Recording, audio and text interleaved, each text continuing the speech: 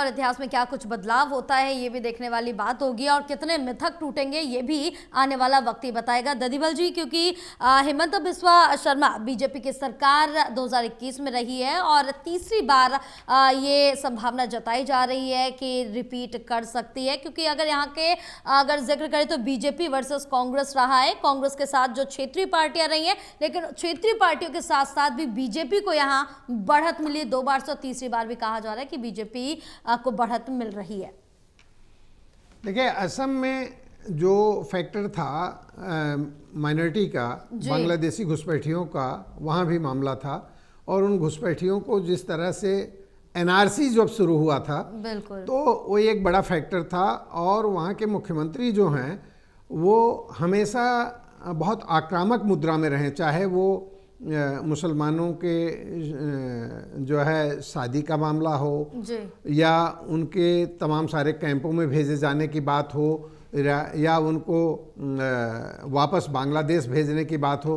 तो अगर देखा जाए तो जब से मुख्यमंत्री बने हैं 30,000 के करीब 30-40 हज़ार लोगों को तो वापस इन लोगों ने भेजा ही है जी।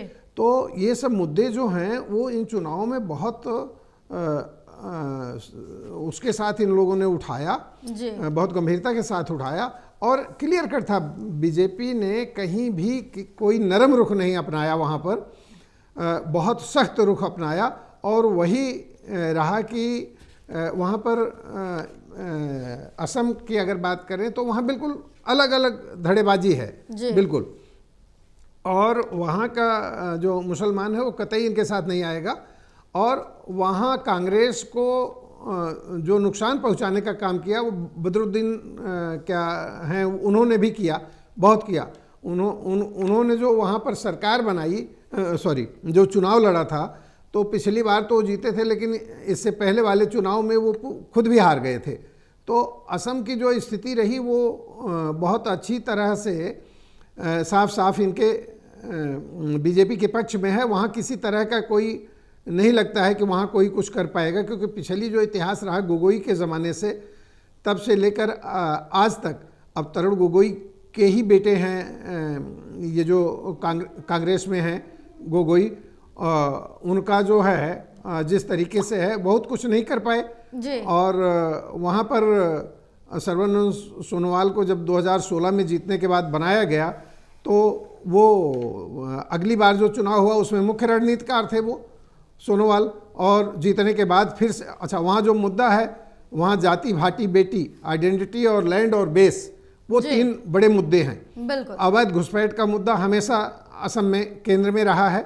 और 2021 के चुनाव में फिर जब जीत हुई तो हेमंत बिस्वा शर्मा को वहाँ पर मुख्यमंत्री के रूप में लाया गया। और हेमंत बिस्वा शर्मा ने कभी भी नरम रुख नहीं अपनाया। वो हमेशा शुरू से, एनडीए ने 75 सीटें जीती थी और उसका गठबंधन था असम गण परिषद से और यूपीपीएल से। यूपीपीएल को 6 सीटें मिली थी और असम गण परिषद को 9 सीटें मिली थी उस समय। कांग्रेस का जो महाजोत है उसको 50 सीटें पर वो सिमट गया था और एनडीए 75 पर थी। तो कुल मिलाकर के 2021 में कोविड के बाद का ये चुनाव था और जो मैनेजमेंट था वो सब तमाम सारी चीज़ें एक फैक्टर रही। और हेमंत बिस्वा शर्मा को जब मुख्यमंत्री बनाया गया तो वो पहले से भी ज़्यादा प्रोएक्टिव हो गए। और वहाँ पर जो सरकारी योजनाएं थी और कोविड प्रबंधन जो था उसकी वजह से वहाँ पर इनके फेवर में ये आंकड़े जो आ रहे हैं ये दिख रहे हैं। और पहली बार असम में 85% से ऊपर, लगभग 85.9-86% ही लगभग वोट हुआ था। तो ये हेमंत बिस्वा शर्मा का जो कठोर शासन था और जो ये आ रहा है विपक्ष वहाँ पर एग्रेसिव नहीं रह पाया। विपक्ष को जिस तरह एग्रेसिव हो करके काम करना चाहिए था वो नहीं कर पाया।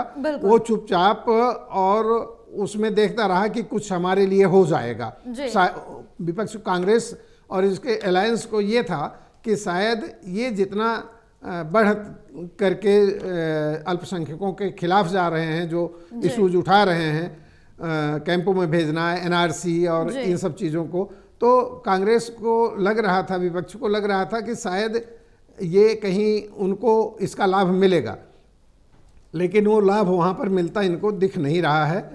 तो ये चुनाव हेमंत बिस्वा शर्मा वर्सेस गोगोई जी लड़ा गया ये, और साफ साफ उसमें दिख रहा है ये जो है गौरव गोगोई अपने पिता की विरासत बचाने में सफल होते नहीं दिख रहे हैं वहाँ पर, और चुनाव जो है वो तीसरी बार ये भाजपा के पक्ष में जा रहा है। बिल्कुल तीसरी बार बीजेपी के हैट्रिक पक्ष है। में साफ जी। तौर से जाता हुआ नजर आ रहा है, और जो मुख्य मुद्दे एनआरसी सीए यहाँ पर काफी ज्यादा रहे हैं, और यहाँ पर अगर जिक्र करें तो आइडेंटिटी पॉलिटिक्स काफी ज्यादा रहा है। एक छोटा सा जवाब मैं प्रदीप से भी यहाँ पर लूंगी।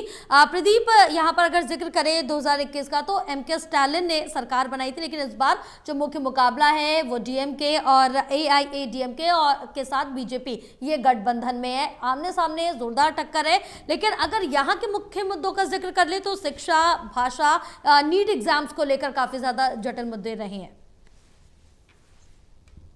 देखिए बिल्कुल, और दक्षिण राज्य तमिलनाडु का आपने जिक्र किया है। तमिलनाडु में जो अब तक का गठजोड़ रहा है काफी कामयाब, डीएमके कांग्रेस के बीच, और लंबे समय से दोनों के संबंध केंद्र की राजनीति में यहाँ पर मजबूत बने रहे हैं। तो एक मजबूत अलाई जो है वो डीएमके कांग्रेस का रहा है, और इसीलिए टीवी के यानी विजय की पार्टी जैसे ही मैदान में उतरी, एक्टर विजय ने अपनी पार्टी बनाई।